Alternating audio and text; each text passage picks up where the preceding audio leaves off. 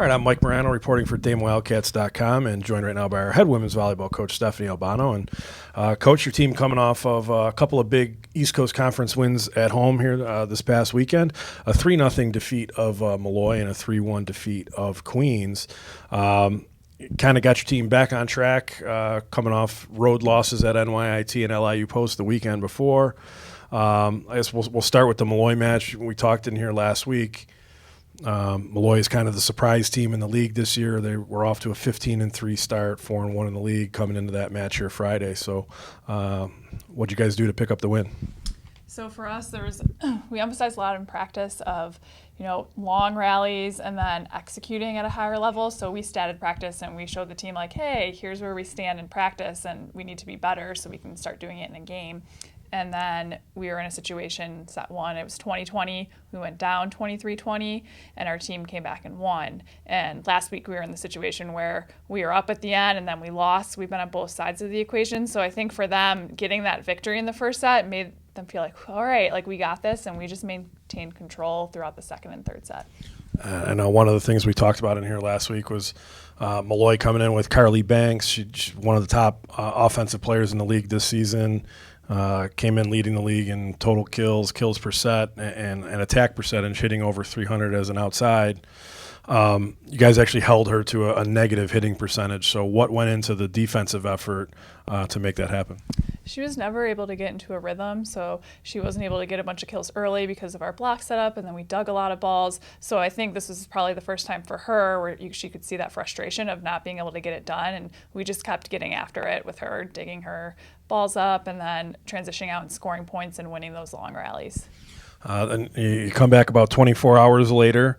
We had an open house in the gym all Saturday morning, and they cleared out in time to get your match in Saturday afternoon, and you guys get a 3-1 win over Queens. Started a little bit slow, dropped that first set, but then responded with 3 straight wins. Yeah, for sure. We came out really flat, and I like the way that we responded to that. We just took control the second, third, and fourth set, and there was no doubt in our mind like who was going to win, who had control, and we executed at a much higher level. So I'm proud that the team responded in a positive way to that first set. Big weekend for your sophomore middle, Christina Apostle, 15 kills in both matches. What'd you see from her that gave her the success that she had? She's just been executing at a much higher level. So I would say the past 4 out of 5 matches, she's been getting it done and finding ways to score, hitting high around the block, and really working hard in transition without the ball to be up.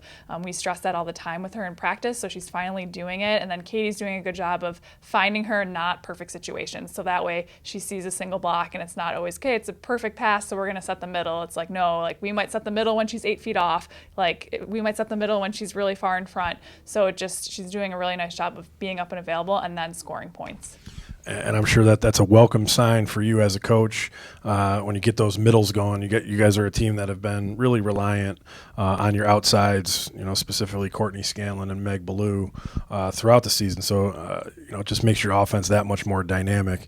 Certainly Christina and Jen Harretts have had their moments throughout the season, but I'm sure you're looking for consistent production out of your middles. Yeah, absolutely. And when teams see what she did this weekend, they're going to be focused on her. So then that will open up our pin hitters and make their lives easier. And it just gives us an ability to run a more balanced attack and offense and stress the other team out. So we're really excited.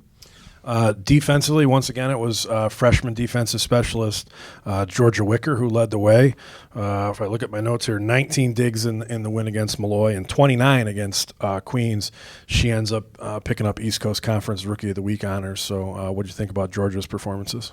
She does a great job just digging balls and being quiet about it. Like, she's not flashy. She just gets the job done, and she finds ways to keep the ball off the floor, and it's really great because we're winning those long rallies because she's a defensive machine back there, and she's averaging an insane amount of digs per set throughout these past couple of matches since she's been playing libero. So really proud of her effort and how she's just a really good teammate too. It's never about her. It's always about all her other team. Yeah, she's really consistently moved up the statistical leaderboard in the East Coast Conference here over the last couple of weeks as far as total digs and digs per set.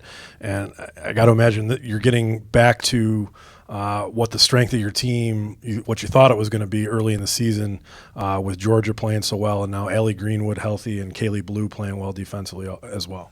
Yeah, absolutely. It's hard to get kills against our team. We played all 3 of them.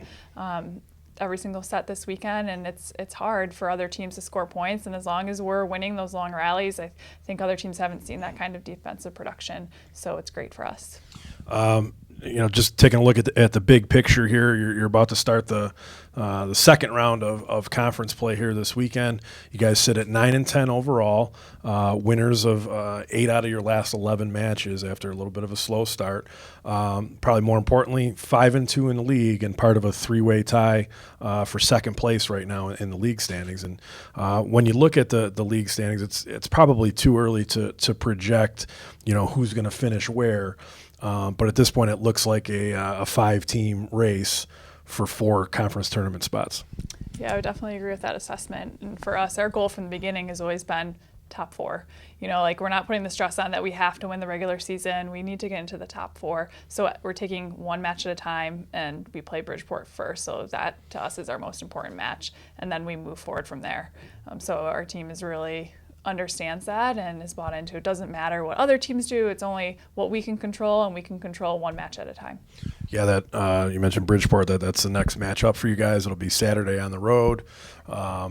Already own a win over Bridgeport this year, so if you can pick up a win on the road there, Bridgeport is one of the 5 teams in this race for a conference tournament spot. You guys would own the tiebreaker over them with that sweep of the head-to-head series, and then you'll come back again about 24 hours later Sunday and play at Mercy. So, what specifically are you looking for out of your team this weekend?